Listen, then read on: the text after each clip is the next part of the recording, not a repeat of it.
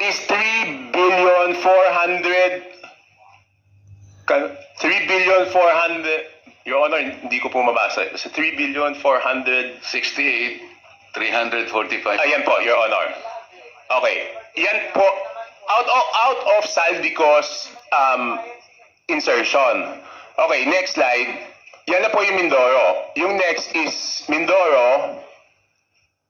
Ay, tignan ko lang po dito sa akin. Meron din akong kopya niyan, Your Honor.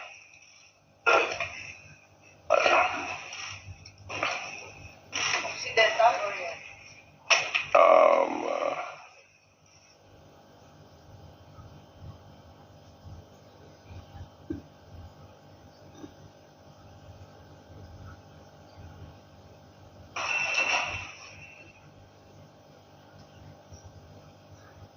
Next is Occidental Mindoro, 3.2 billion po yan ang nadagdag. Okay, next is Oriental Mindoro, 3,105,759,000. Next is total po ng Romblon is 620 million. Tapos next po, Bukidnon is 580,222,000. I would like to clarify, Your Honor, I will make it clear, hindi po ito district ni Congressman Joe Zubiri. Hindi po. Just to clarify, hindi niya distrito yan.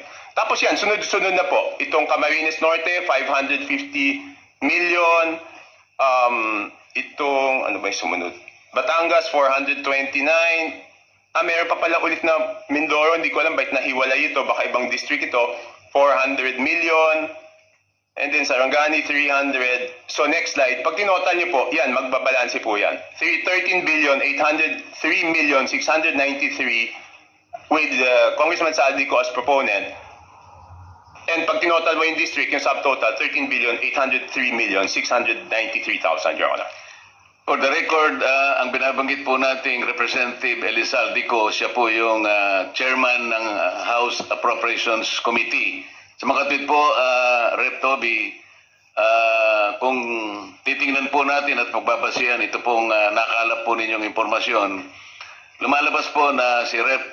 Saldico ay siyang proponent ng halos 13.8 billion. Hindi natin malaman kung ito pinarada o sinagasa. Yun po ba ang ating conclusion? Ano po ilang congressman dyan, sabi niya hindi amin yan, hindi namin ni-request yan. So hindi na ako nagtanong kung parada yan or Sagasa. Ang sinasabi ko lang po,